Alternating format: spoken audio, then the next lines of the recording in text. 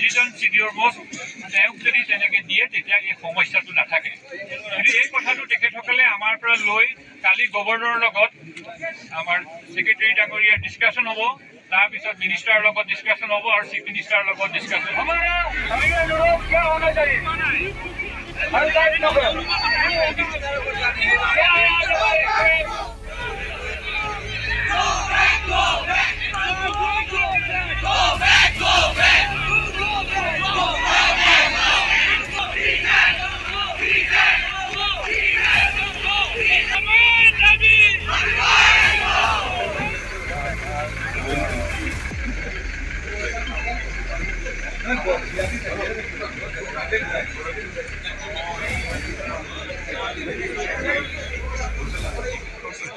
এটা এনকুৱাৰী তেওঁলোকে ডেফিনেটলি হ'ব। ভিজিটৰিয়েল এনকুৱাৰী কথা কৈছে যে ভিজিটৰিয়েল এনকুৱাৰী এইটো সঁচাকৈ এইটো এটা ডাঙৰ এনকুৱাৰী। যদি এইটো সঁচাকৈ হয় আই উইল বি হেপী।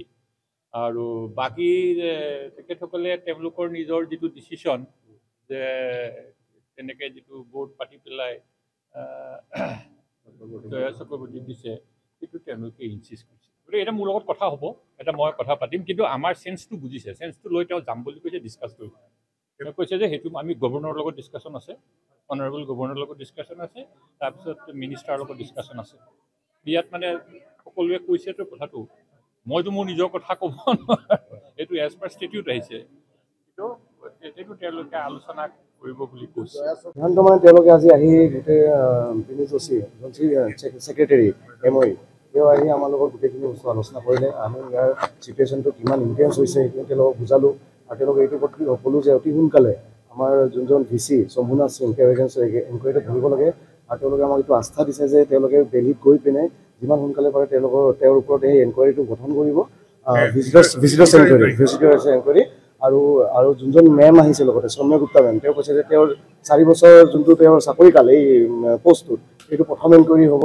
আৰু তেওঁ এইটো আমাক মানে কৈছে যে এচুৰেঞ্চ দিছে তেওঁলোকে এইটো এনকুৱাৰী যিমান পাৰে অতি সোনকালে বহাব।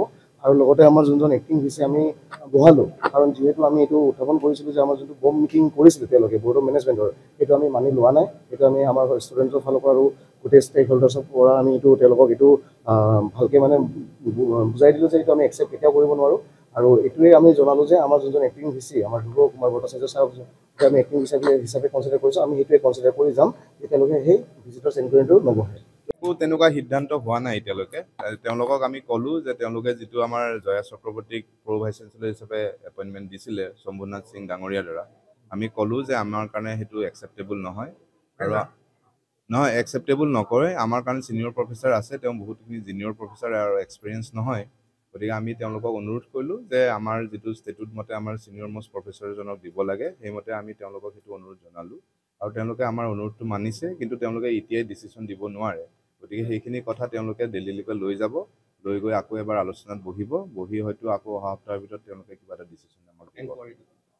ইনকুৱাৰী তেওঁলোকে ৰিপৰ্টটো ছাবমিট কৰিব, কাৰণ যিহেতু পাৰ্লিয়ামেণ্ট ছেশ্যন বহি আছে, গতিকে এইকেইদিনৰ ভিতৰত এটা ইনকুৱাৰীৰ কাৰণে যিহেতু তেওঁলোকে নিজে বহাব নোৱাৰে, গতিকে ইনকুৱাৰীটোৰ যিহেতু তেওঁ ভিজিটৰ্ছ এপইণ্টি হয়, গতিকে ইনকুৱাৰীৰ কাৰণে তেওঁলোকে ডকুমেণ্টখিনি ভিজিটৰ অফিচত দিব, আৰু সোনকালে তেওঁলোকে এটা ভিজিটৰ ইনকুৱাৰী বহাব বুলি। আমাৰ কথা ঠিক মানি লোৱা বুলি ক'ব নোৱাৰোঁ, কাৰণ তেওঁলোকৰ ইয়াতে ডিচিশ্যন লোৱাৰ কোনো পাৱাৰ নাই, কাৰণ তেওঁলোকৰ অফিচত ডিচিশ্যন ল'ব লাগিব।